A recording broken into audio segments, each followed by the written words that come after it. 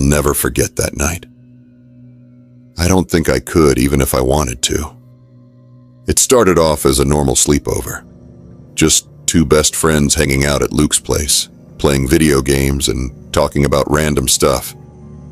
His house was old, like really old, with those creaky wooden floors and tall ceilings that make everything echo.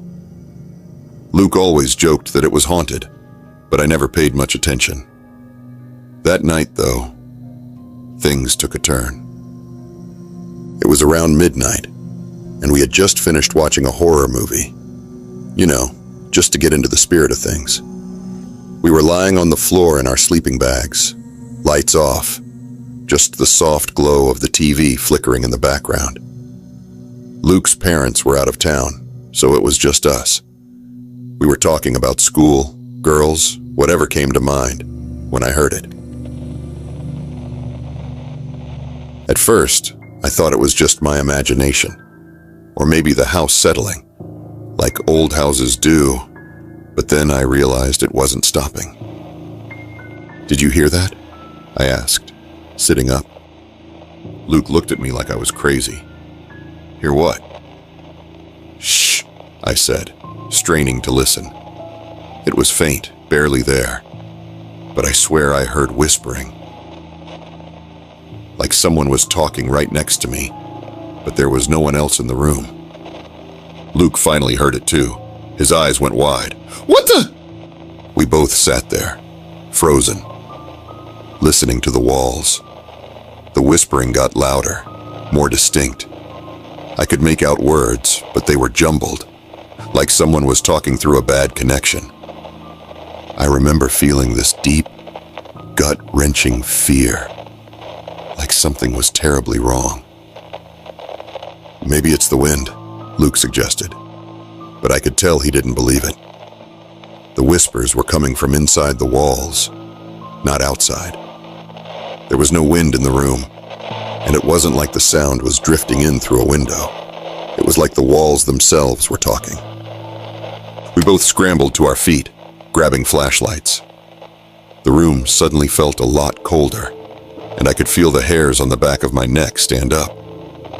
We started pacing around, trying to figure out where the sound was coming from. It didn't seem to have a specific source. It was just everywhere. "Dude, this is freaky," Luke muttered, his voice shaking. "No kidding," I replied. I was trying to keep it together, but inside I was freaking out. My mind was racing, trying to come up with some logical explanation, but nothing made sense. Then, something clicked. I remembered Luke mentioning something about the house's history when we first became friends. It used to be something else before it became a regular home. But what was it? I couldn't remember exactly. "Luke," I said slowly, trying to piece it together. "Didn't you say something about this place having some weird history?" He nodded. "Yeah, my dad mentioned it once. This house was part of a mental institution like a long time ago. They converted it into a regular home when the place shut down." A chill ran down my spine. Suddenly, the whispers seemed more than just creepy sounds. What if they were connected to the house's past? What if we weren't alone? We decided to investigate further, as stupid as that sounds now.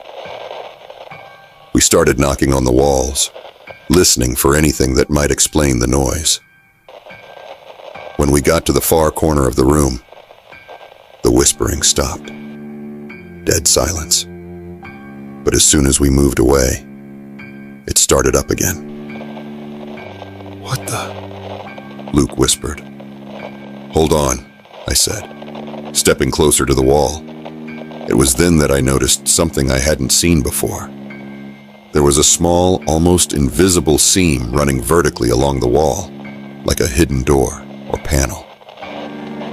"Help me with this," I said, and we both started pushing on the wall.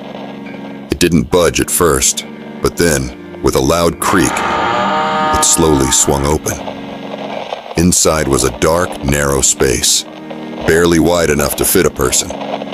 It looked like an old service tunnel, maybe something left over from when the house was part of the institution. We shined our flashlights inside, and that's when we saw it. An old, rusted intercom system. Wires hanging loosely from the walls. It looked like it hadn't been used in decades, but somehow it was still working. The whispers were coming from the speaker, garbled and distorted, but unmistakable. Luke and I stared at each other, our faces pale. "This is messed up," he finally said. "How is this even possible?" I had no answers.